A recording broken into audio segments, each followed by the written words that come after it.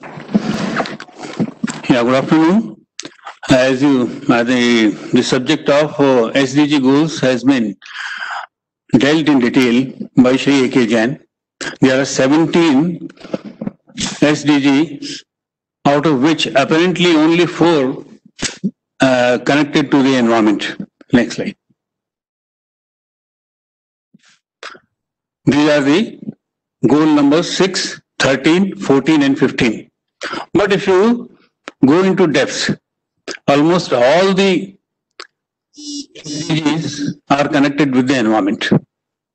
And particularly 3, 6, 7, 9, 12, 13, 14 and 15. That's 9 out of 17 sustainable development goals are having some linkage or the other with the environment. And in this connection, all the institutions which are involved in higher education, they can play a very, very important role in bringing in awareness about these goals to their students and also public in general. Next.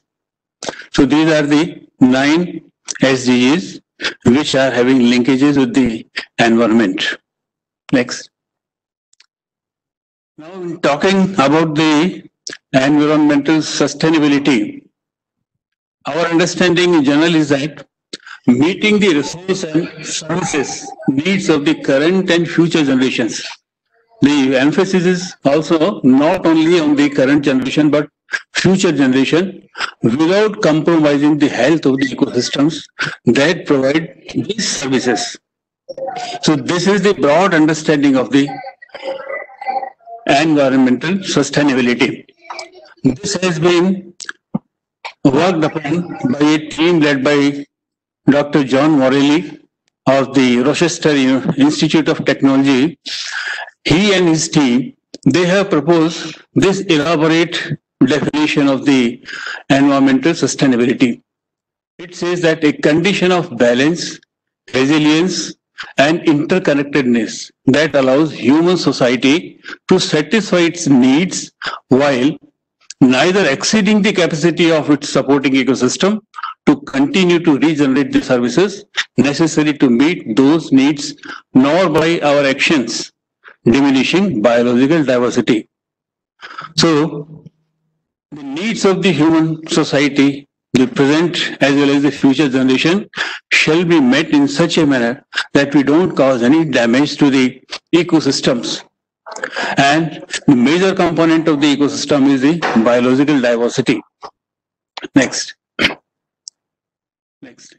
The importance of biodiversity can be gauged by this fact that the World Environment Day 2020, which we celebrated merely 5 days ago, the focus is on the biodiversity. Next. The theme of the current year's World Environment Day was Celebrate Biodiversity. I say it's not only celebration, but also conserve biodiversity. Conservation is much more important in these days. Unless biodiversity is conserved, preserved, protected, nurtured by the human beings, there will be no biodiversity left for celebration. So celebration is only with conservation. Next. To understand the importance of environment and biodiversity, let us look at the bigger picture, the ecosystem. What is the ecosystem? Eugene P. Odom has given a wonderful definition of the ecosystems, that any unit that includes all the organisms, that is the community or biotic component of the ecosystem in a given area interacting with the physical environment so that a flow of energy leads to a clearly defined trophic structure, biotic diversity, and material cycles. That's exchange of materials between living and non-living parts. Within the system is an ecological system or ecosystem.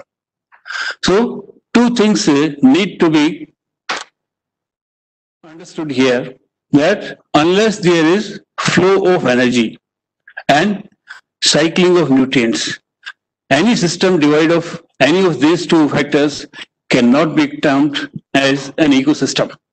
So ecosystems could be a forest ecosystem, it could be crop ecosystem, it could be freshwater ecosystem, it could be marine water ecosystem, and so on and so forth.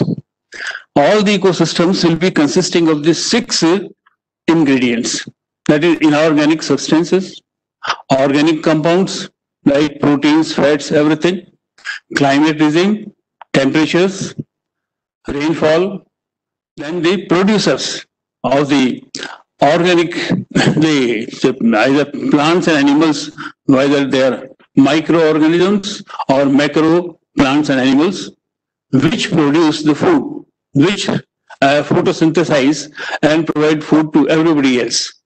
Then macro consumers, which includes human beings also, the tigers, panthers, elephants, or whales, all this, they fall in the category of the macro consumers. They consume they survive on the producers. And micro consumers, the bacteria and fungi, which may be available in the air or water or soil, and they basically decompose the organic matter to facilitate recycling of the nutrients. Next. So this is a picture which depicts a typical ecosystem where you find that from the solar energy, the leaves of the plants, whether they are trees or bushes or herbs or animals, they synthesize the food by consuming carbon dioxide and they release oxygen. And when these plants die, they are decomposed with the help of bacteria and fungi, and the nutrients go back into the soil. They also help in the recharge of the groundwater. They support large number of plants and animals, so zooplankton, phytoplankton, bacteria, fungi, insects, larvae, and bigger and small animals. So all this put together composes an ecosystem. Next. This is the same, another depiction of the ecosystem. Go to next. The ecosystems, they safeguard lives and livelihoods in many ways. Coastal defense, they service, flood regulation, water purification, fisheries, livelihood provision, water conveyance and navigation, cultural services, carbon sequestration, coastal defense, water provision and water service, and many more services. We'll discuss about these things later on. But unless there is a sound ecosystem which is nurtured, preserved, all these services will not be available. Next. Now we'll discuss about some of the problems which we are facing, which compose or comprises the climate change. We often hear about the global warming. We often hear about the greenhouse gases. What do they do? Why are we so much concerned about the climate change, global warming, emission of the greenhouse gases? Next. We have got a protective layer around the Earth, roughly 30 to 50 kilometers above the Earth's surface, and it is comprising of the ozone gas. The oxygen and ozone, they keep on changing. But this is a protective shield against the ultraviolet rays which are coming from the sun. So it is not allowed to reach the Earth's surface, and thereby the Earth's temperature is maintained.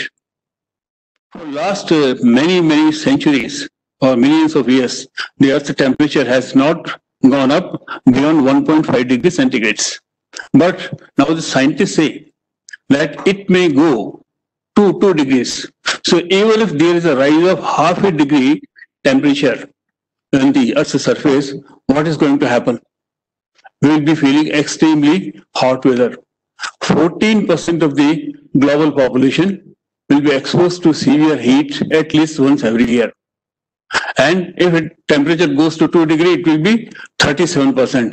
That means 2.6 times situation will be worsening.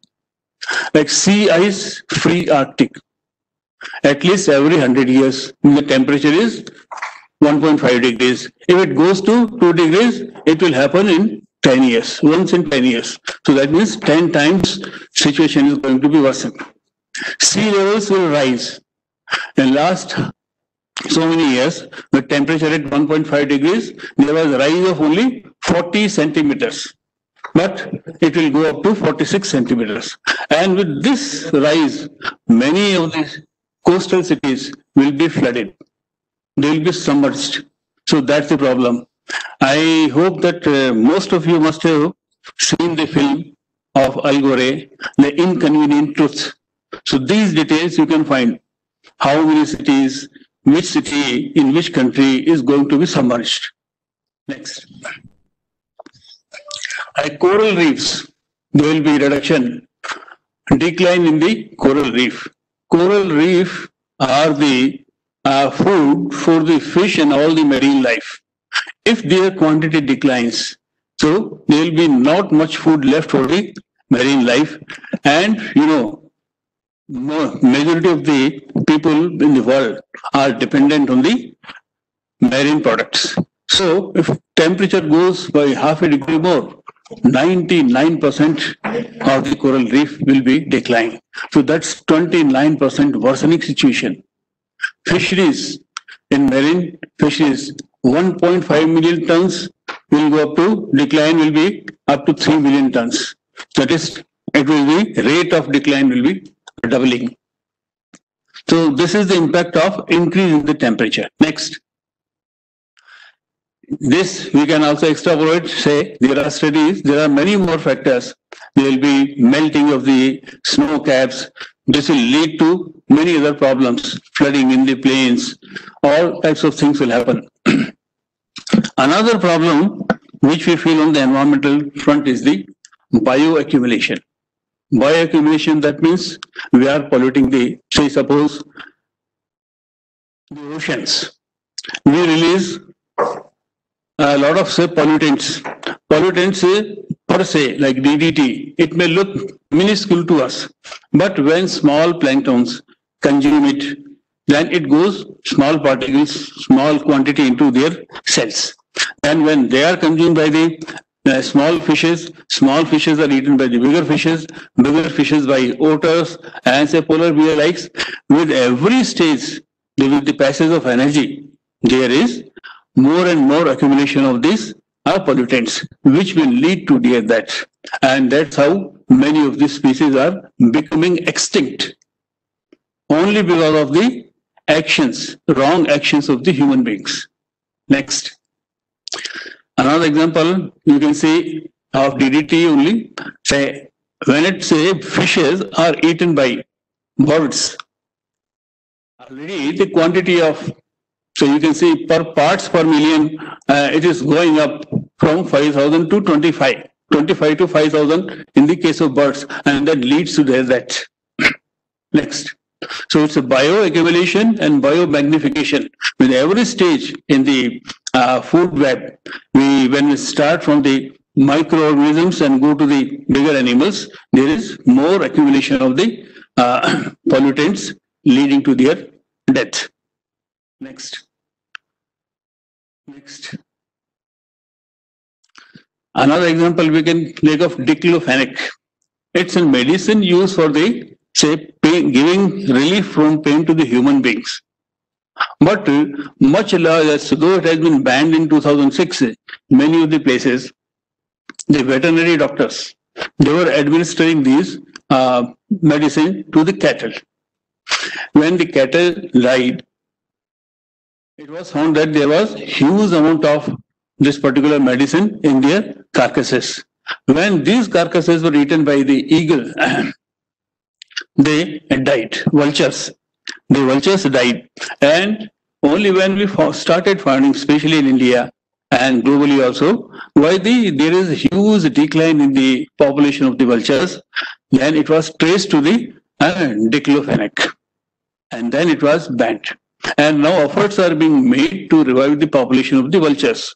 Special efforts are being made because we cannot afford to lose any species.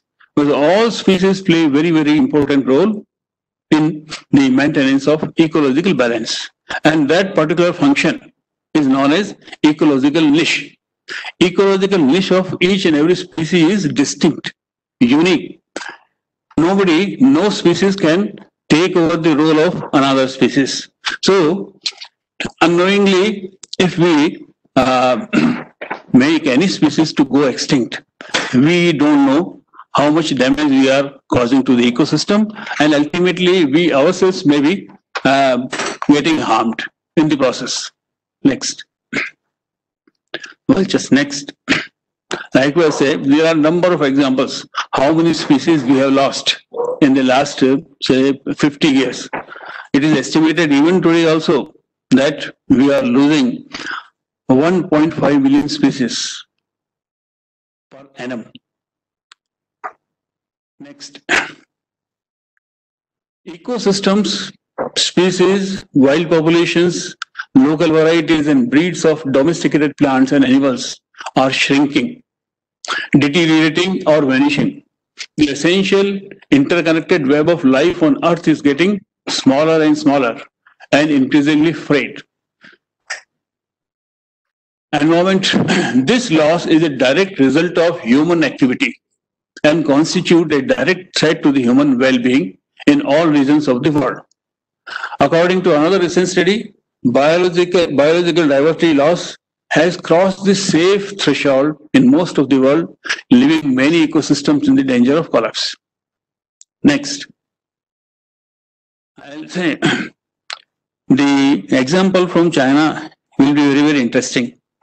In 1958, there was a wave of killing of sparrows in the country. School children were taught how to shoot the sparrows. They used rifles, farmers used traps, people used poison bats, and also beating of the drums to prevent sparrows from landing on the ground, forcing them to die of exhaustion. The reason was the then President Mao Zedong, in his very famous or infamous Great Leap Forward, decided that farming will be state activity. And though he was neither an ornithologist nor ecologist or environmentalist, declared 4 species as pests: rats, mosquitoes, ants, and sparrows. The first 3 species were believed to be responsible for spreading malaria, typhoid, and plague. And sparrows, next, causing direct harm to the crops by eating their grains. The study says that a sparrow consumes only 4.5 kg of grains over a year, not in 1 day or 2 days. But it became an apple of discord. It was declared as public animal of capitalism. And that's why orders were issued that you shoot the sparrows, let them die. So, with this, there was almost extinction of this deliberate extinction of the sparrows in the entire country of China. This led to famine. They were worried how it has happened, because sparrows not only eat grains but also crop eating insects and vermin. So in the absence of sparrows, so these insects number increased and they swooped on the crop, especially the locust, and destroyed thousands of acres of crop. It was abated by large amount of pesticides, misuse of poison, and widespread deforestation. Result: loss of population of 76 billion during the Great Leap Forward. Next. This campaign was withdrawn under the guidance of an ornithologist by the name So Hen Cheng. But China had not learned from this experiment. They changed the campaign of destroying the sparrows to destroying the bad bugs, and to rehabilitate or bring back, in order to restore the nature, they tried to and imported large number of sparrows from the Soviet Union. But it's difficult to restore in a short period of time. The Chinese tried to conquer nature but could not. But this tragedy, unfortunately, is a taboo in China. Nobody talks about it, nor did China learn any lesson. They started another campaign in 2004 to eliminate civet cats and cull down more than 10,000 cats with the belief that this will control SARS virus disease. Subsequently, they started another patriotic extermination campaign to target the badgers, raccoon dogs, rats, and cockroaches. Again, under the belief that with this, rabies will be put under control. But this didn't happen. Next. What lesson we can learn from this or these incidents? Likewise, many such stories have happened throughout the world. It's difficult to enumerate them now, but what I can say is that there are many forms of life and human knowledge is limited.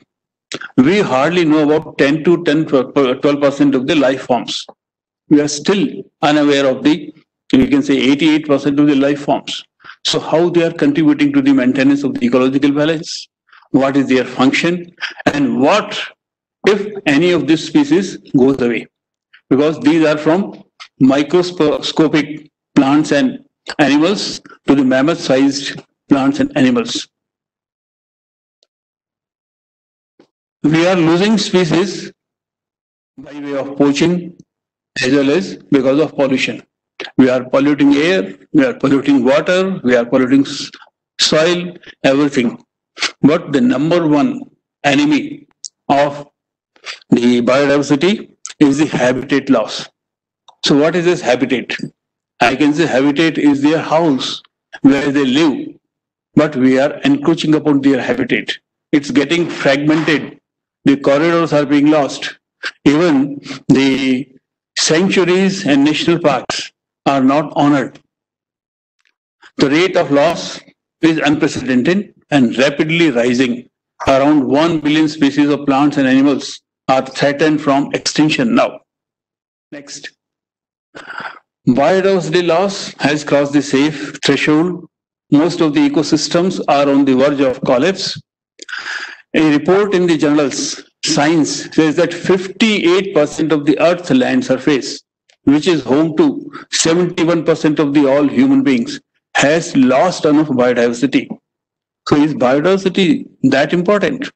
Can technology keep civilization running regardless of what happens to wildlife in the dwindling forest, grasslands or wetlands?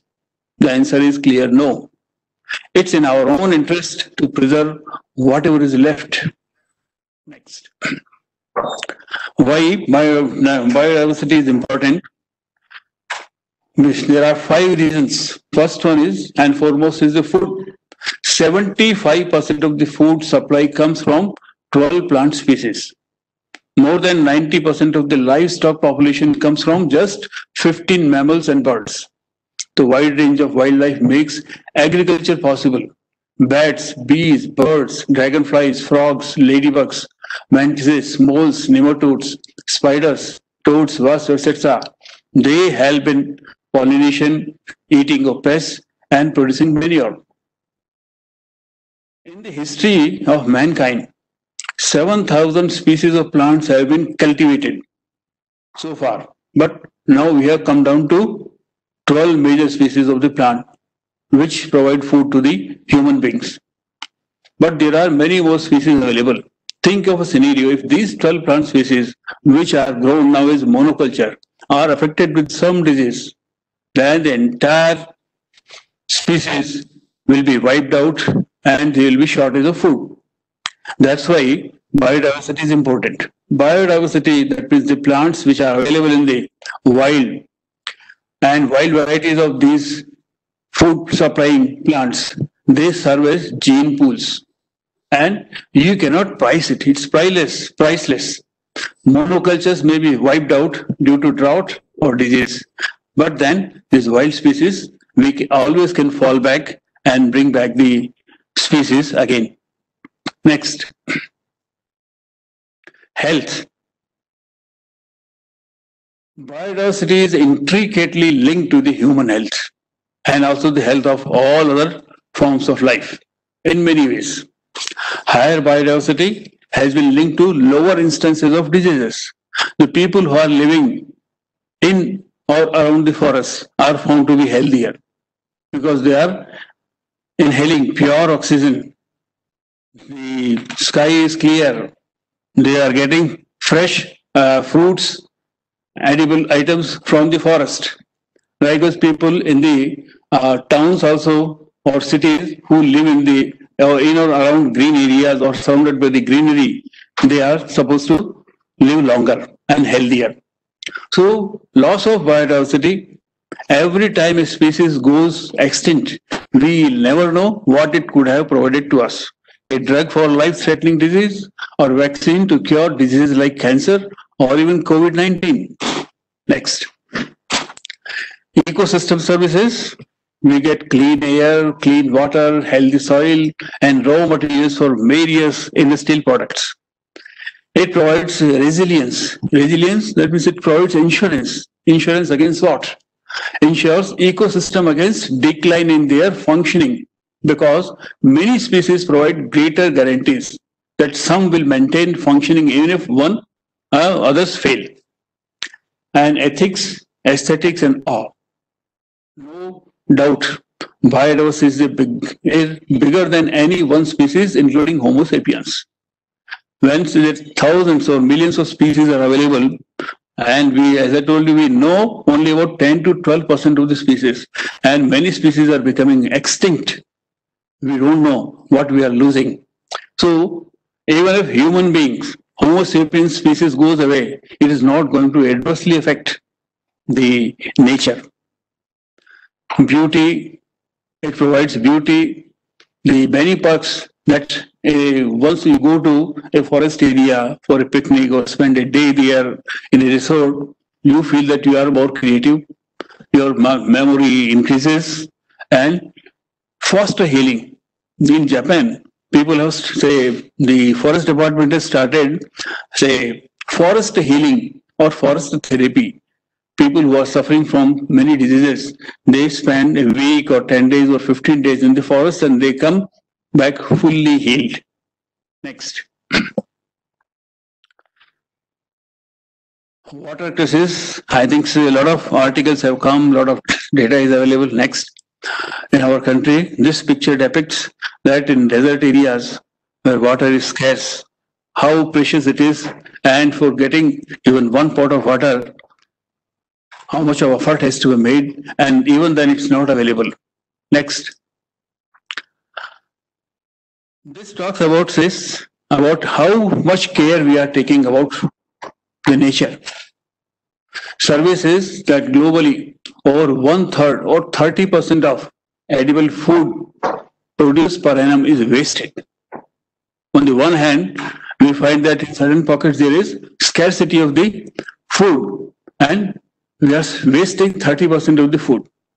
This food wastage causes about 8% of the global greenhouse gas emissions. 3 kilograms of wasted food cause about 23 kgs of carbon dioxide to be emitted into the atmosphere. Studies also find that fashion industry produces about 10% of the carbon emissions annually. This is only rising. As people bought 60% more garments in 2014-15 than in 2000, but retained these for half as long. So we are unnecessarily purchasing the things. We are not, say, responsible consumers. Yet fast fashion is deeply damaging our nature. It takes about 7,500 liters of water to make one pair of jeans, which is equal to the amount of water one human being consumes over 7 years. So see the colossal waste. Despite this, 85% of all textiles are simply thrown away each year. One garbage truck full of clothes is thrown into a landfill each second. imagine how much waste we are creating and how much of carbon dioxide is being emitted because of our, say, carelessness. Study also finds that 35% of microplastics, the tiny particles which never biodegrade, found in the Earth's oceans, come from synthetic textiles like polyesters, which are commonly used in the fast fashion. And microplastics cause 31% of the plastic pollution in the water.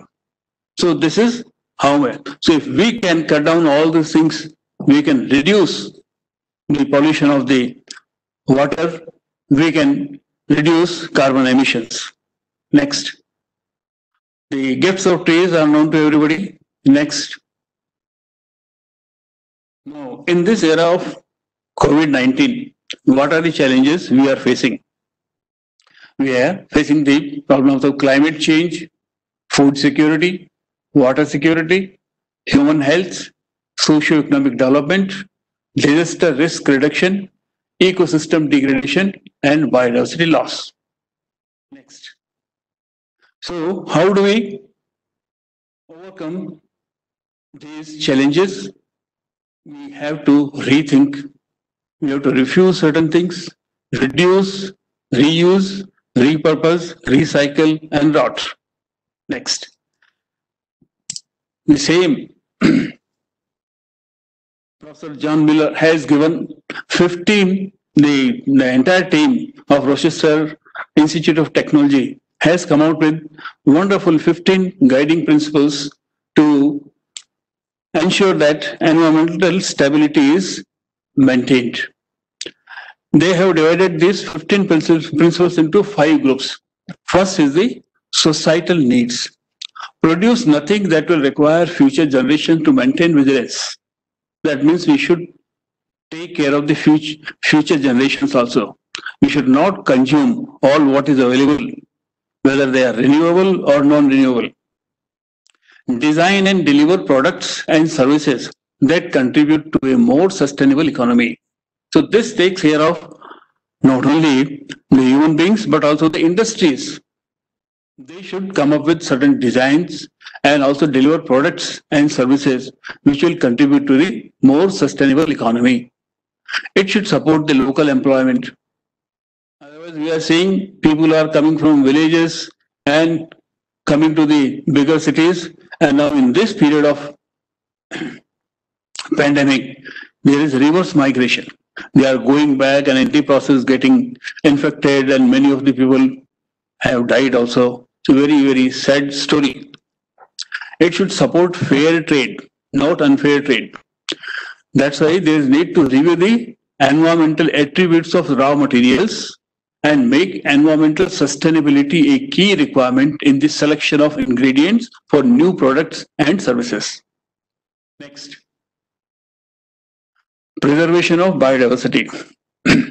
Select raw materials that maintain biodiversity of natural resources. Use environmentally responsible and sustainable energy sources and invest in improving energy efficiency. As Mr. Jain has told that we have to move away from the use of fossil fuels and tap the renewable sources of energy. And solar energy can provide the best solutions in this regard, and we can do away with the use of coal or petroleum products. Then regenerative capacity. Keep harvest rates of renewable resources inputs within the regenerative capacity of the natural system that generates step. This we can understand from a simple example that if we put say 100 rupees in a bank and the rate of interest is 10%, so at the end of 1 year we'll be getting 10 rupees 10 as interest. Same thing is applicable to the natural resources. Whatever incremental growth is accumulated in a year, if we tap that much only, keeping the original resource intact, then it is called within the regenerative capacity. So this principle has to be to all the agencies which are involved in monitoring this harvesting, which as on today is destructive, which we are eating into the capital, that has to be stopped. Keep depletion rates of non-renewable resources inputs below the rate at which renewable substitutes are developed. So unless you develop substitute, don't go on using the non-renewable resources. Next, the fourth is reuse and recycle. Design for reusability and recyclability. Design or redesign manufacturing and business processes as closed loop systems, reducing emissions and waste to zero. Very, very desirable, very difficult. We have been saying in our country, we have seen even the cement factories, they have been said that you put precipitator before you release the smoke into the air, so that all this participate matter is retained. It is not released into the air. But because of heavy cost, many of the people have not done it in the past. Only with great persuasion, with penal clauses, they have come to these terms and they have started using. Likewise, all the industries which release their discharge into the streams or rivers, they have been said that it must be treated. Without treating, you don't release the discharge into the streams or rivers. They were not doing it. As a result, all our streams and all our rivers, including the mighty Ganges, was highly polluted. And now we have seen in the period of and this pandemic of COVID, Ganga had become very, very clean within 50 days because there was no discharge in the rivers. There was no pollution, and the scientists have conducted studies and found out that now the river, this water in the river Ganga at Har Ki Pauri, Haridwar, was potable.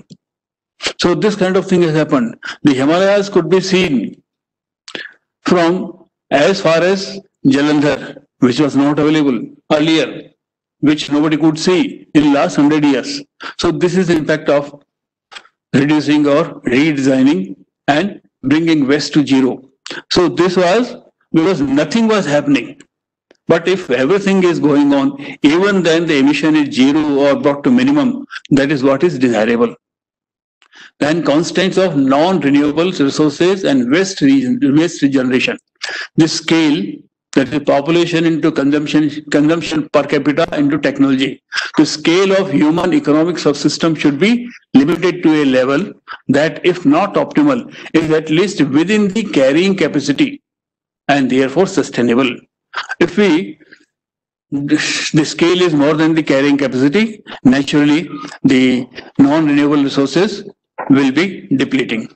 Next, keep waste emissions within the assimilative capacity of receiving ecosystems without unacceptable degradation of its future waste absorptive capacity or other important ecological services.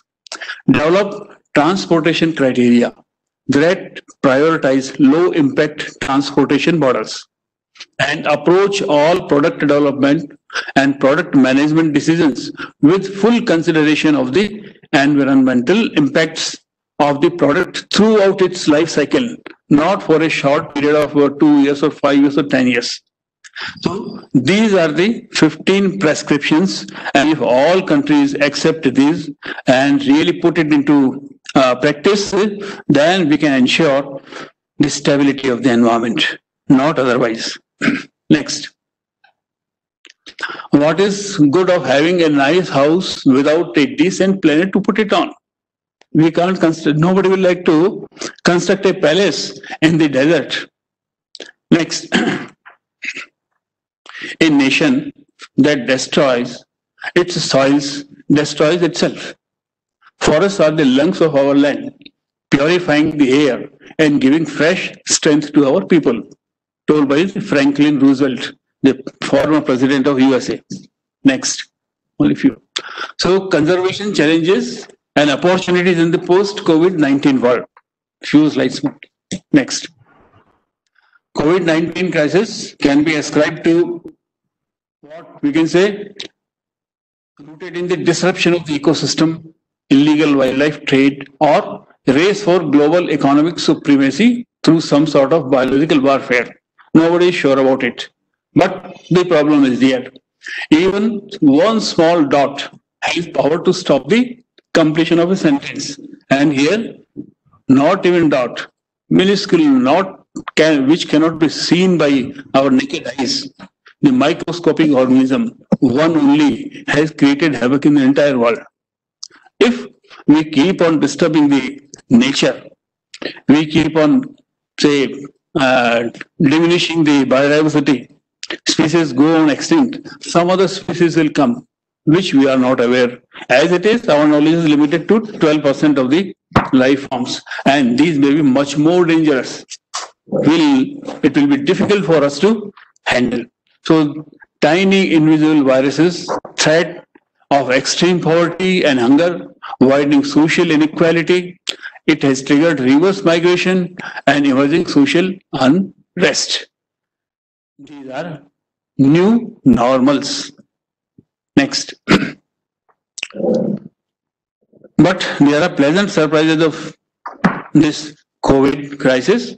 As I told you, rivers are cleaner, air is cleaner, new shades of green, sky is real blue in cities, not seen like this for many years, witnessing twinkling of stars, snow-clad mountains are visible from distant places, peacocks, birds, chirping and increasing visibility of all forms of wildlife, even in cities, are the pleasant surprises.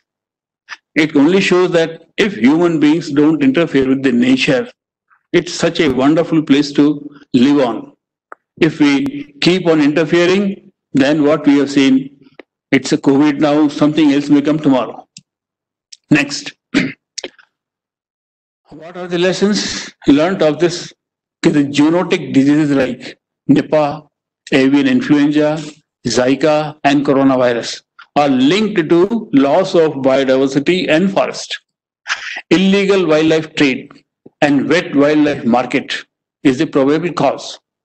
Unsustainable extraction of natural resources, extreme anthropogenic pollution sources is disconnect with the nature, and it will prove disaster for the humanity. Next. So what we need to relook the way we develop our cities, provide green spaces, which is happening in most of the new towns which are being set up now, the way we grow our food, the way we develop businesses, the way we respect and value nature, the way we conserve species, the way we degrade natural resources, the way we consume, the way we recycle waste, overall, the way inhabit and care for planet Earth. Next. What I can do as an individual, that I do not contribute to the pollution. I do not contribute to the degradation of the nature. I will love wildlife. I will not allow others to harm nature. Whom do we praise? To the policymakers, to the governments, to the business communities in all geographies, and fundamentally ourselves. Next. So planet Earth is under repair. Mother Earth is under shutdown. So at least preserve whatever is left of the nature now. Let us not harm the existing, the last vestiges of the forest, because the plantations are no match to the natural forest. So these are the processes, these are the result of processes which have been going on for millions of years. And plantations of 10, 20, 50, or even 100 years are no match, because in a forest, lot of biodiversity is there. They are interconnected through a web, and if we disturb this web, it will be very, very difficult, not only difficult, but impossible to re-establish this web. Hence, protect wherever it is available, don't cause any harm to it, neither to plants nor to animal life, and plant trees wherever we can. That's the only way forward, and salute the Mother Earth.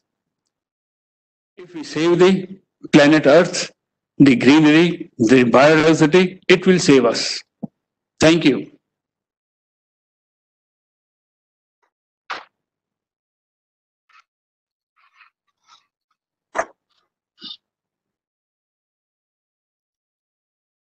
Hello. Are there any questions? If they are there, I am willing to respond.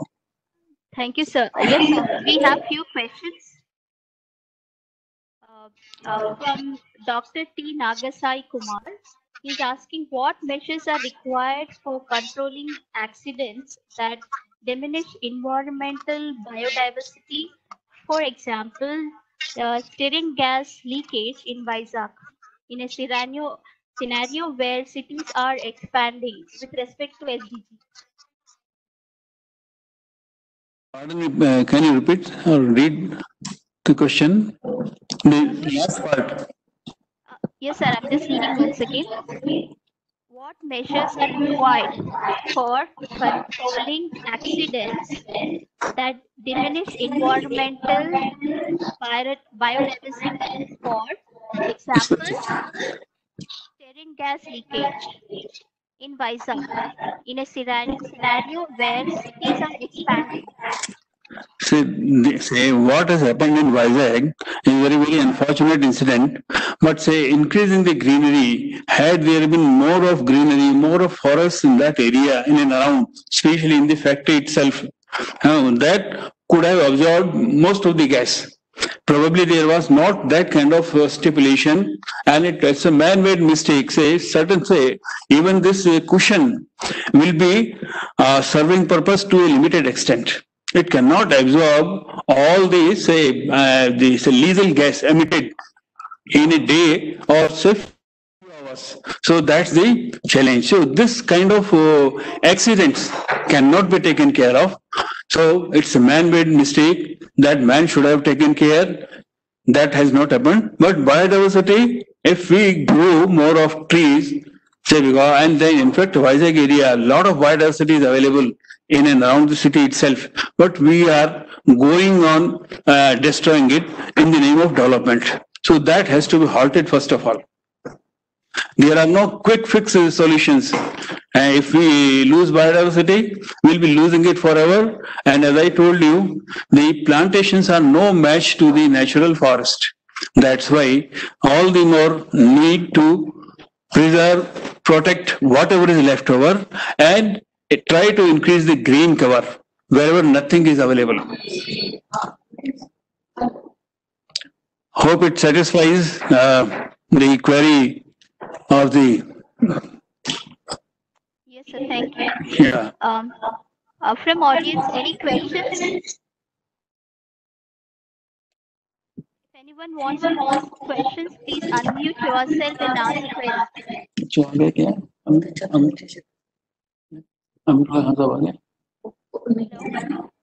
So if nothing is there, I thank the SVBR Women's College for organizing this national seminar involving the MCR HRD. I am thankful to you once again. Thank you.